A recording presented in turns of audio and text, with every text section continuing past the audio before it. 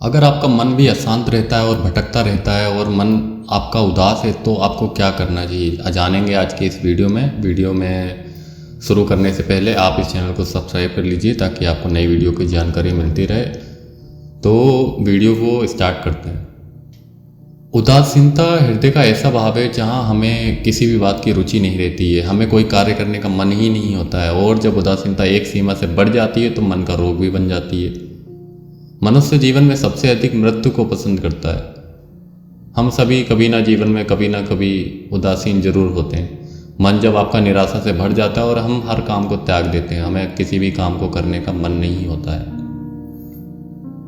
लेकिन हमारी जो उदासीनता होती है वो कुछ ही समय के लिए होती है, लेकिन इससे होने वाली हानि को हम पहचान नहीं पाते हैं। धीरे धीरे ये उदासीनता आदत का रूप ले लेती है, ये हमारी आदत बन जाती है और जो हम काम लेते हैं अपने हाथों में उसको हम अधूरा छोड़ देते हैं, उनको पूरा नहीं करते हैं। तो आखिर ये हमारे मन में उदासीनता आती कहाँ से है, इसका जन्म कहाँ से होता है और इसको छूटने के लिए इसकी तकलीफ़ें जो हमें बाहर से दिखाई देती हैं लेकिन हमें पता नहीं रहता ये ऐसा क्यों हो रहा है हमारे साथ।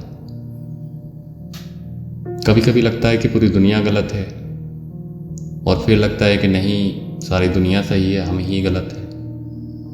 पति और पत्नी के बीच बर्ताव अनुचित होता है, जीवन की परिस्थितियाँ हमारी बदल जाती हैं, वक्त हमारा साथ नहीं देता है, दुख का कारण पता नहीं चलता है। तो आखिर ऐसा क्यों होता है, क्या ये सही है कि नहीं?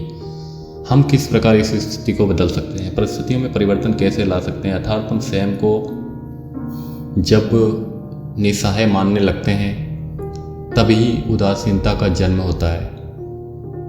यह सही नहीं है। प्रश्न ये है कि सारी विविधताओं का कारण बाहर है या हमारे भीतर है। कहते हैं सवाल में ही जवाब छुपा रहता है। हमारे बुरे हालातों का कारण हम हैं या बाहर वाले हैं? हमारा परिवार शत्रु है, समाज शत्रु है, या फिर हमारी परिस्थितियाँ जो हम होती हैं उनको हम खुद निर्माण करते हैं? कभी सोचा है कि पतझड़ के पत्ते में गिरा रहने वाली ठंड क्या वृक्ष के साथ दुश्मनी कर रही है? वो तो अपना काम कर रहा है। पेड़ के साथ ना तो उसकी दुश्मनी है ना दोस्ती है। वैसे ही समाज में किसी न किसी व्यक्ति का कोई मित्र होता है और किसी का कोई शत्रु होता है। जिससे उसे लाभ होता है तो वो मित्र बन जाता है, लेकिन किसी से उसे हानि होती है तो वो उसका शत्रु बन जाता है। अगर हम प्रेम देते हैं तो हमें प्रेम ही मिलता है, अगर हम लाभ देते हैं तो हमें लाभ मिलता है। हम जैसा देते हैं वैसा मिलता है।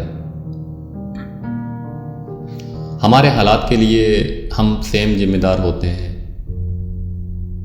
और इतना समझ लेने से सिर्फ परिवर्तन नहीं हो जाता है, हमें इतना समझना चाहिए। आप एक बार विचार करिए कि क्या होता है अगर हम दुनिया को गलत बोलेंगे तो क्या हमारी परिस्थितियाँ सही हो जाएंगी? आज मैं आपको एक स्टोरी सुनाता हूँ। बहुत ही प्रसिद्ध कहानी है। लगभग आज से 1500 साल पहले बुद्ध का एक भिक्षु था, उनका नाम बोधिधर्म था। बहुत ही फेमस हुए थे गौतम बुद्ध के बाद में। बौद्ध धर्म ने ही बौद्ध धर्म को सबसे ज़्यादा फैलाया था। बौद्ध धर्म थी, ये बौद्ध को भारत से चीन में ले गए थे और बुद्धिज्म के नाम से प्रसिद्ध हुआ। ये चाइना में होता है। जापान, कोरिया और दक्षिण पूर्व में, एशिया में कई देशों में फैला हुआ है। और चीन में जो सम्राट था वो उसका सम्राट गौतम मुनि और शांति के विचारों में बहुत सुन रखा था और उनसे प्रभावित भी थे। कहा जाता है सम्राट 2 सालों तक इंतजार करता रहा महान हिमालय की दुर्गम चोटियों को, घाटियों को पार करने के लिए कोई बुद्ध भिक्षुक चाइना में आ जाए। उसी बुद्धिज्म और विचारों के बारे में होता है।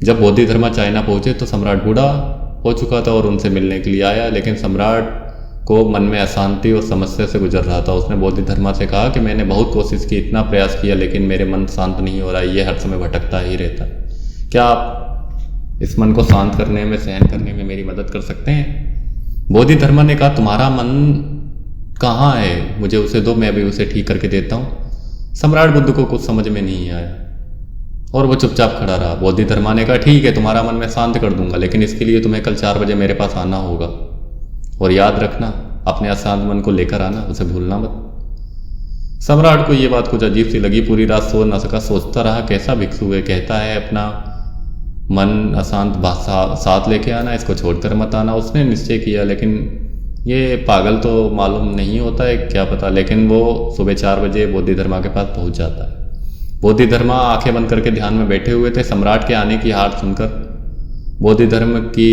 अपने माँ की पोती और सम्राट उसे कहती हुई आई कि सम्राट आ गए।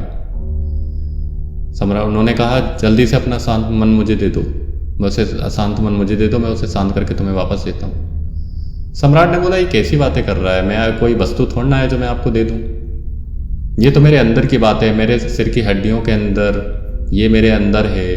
तो उन्होंने कहा तुम अपनी आंखें बंद करके बैठ जाओ और शांत मन को भीतर खोजो, कहाँ है वो, और जब वो तुम्हें मिल जाए तो मैं उसे शांत कर दूंगा। तो उसने आंखें बंद की, उसके मन में विचार उठने लगा, वो अशांत मन से पूछने का प्रयास कर रहा, वो जितना अंदर गया उतना ही अपने मन को खोजने में सफल रहा। घंटे निकल गए, सूरज निकल आया। सम्राट ने आंखें खोली, बुद्ध धर्म ने पूछा तुम्हारा मन मिला क्या? बुद्ध धर्म ने कहा एक काम करो, कल फिर आना, कल फिर उसे ढूंढेंगे हम। और अगली सुबह फिर सम्राट बुद्ध धर्मा के पास आता है, आंखें बंद करके बैठ जाने को कहता है, आंखें बंद करके अपने भीतर शांत मन को खोजने की कोशिश करता है, और जितना अंदर वो डूबता चला जाता है उतने ही मन और विचारों से वो दूर होता जाता है। आज सम्राट को बैठे बैठे दोपहर हो गई, उसने अपनी आंखें खोली, बुद्ध धर्म ने पूछा मिला तुम्हारा शांत मन? सम्राट ने इसे फिर कहा, और फिर अगले दिन फिर उस बुद्ध धर्मा के पास 4 बजे आया, बैठा आंख बंद कर की और यही ढूंढता रहा। जब उसने ऐसे बार बार करता रहा तो उसे फिर शांति मिल गई, और उसे समझ में आया कि जो भी मेरे अंदर चल रहा है उनको मैंने ही रचा है। तो पूरी कहानी का तात्पर्य ये है, अगर आपको लगता है कि हमारे अंदर मन भटकता रहता है, उनका कारण आप खुद होते हैं। अपने मन को एक बार आप भी आंख बंद करके देखिए कि कहाँ पर क्या गलती हुई, मैं परेशान इतना क्यों हो रहा हूँ, क्योंकि आपको कुछ लेकर तो जाना नहीं है। और अगर आपका दिल इसलिए भी दुखा है कि किसी ने गलती कर दी है, तो हो सकता है कि वो छोटा हो, उसमें कोई नासमझी कर दी हो सकता है उसका दिन खराब नहीं हो। उस चीज़ को आप अपने दिमाग में लेते हैं और अपने जीवन को लेकर उसमें सोचते रहते हैं और आपका टाइम निकल जाता है। अगर आपको वीडियो अच्छी लगी है तो चैनल को सब्सक्राइब करना नहीं भूलिए और इसको शेयर भी कर दीजिए। मिलते हैं नई वीडियो में।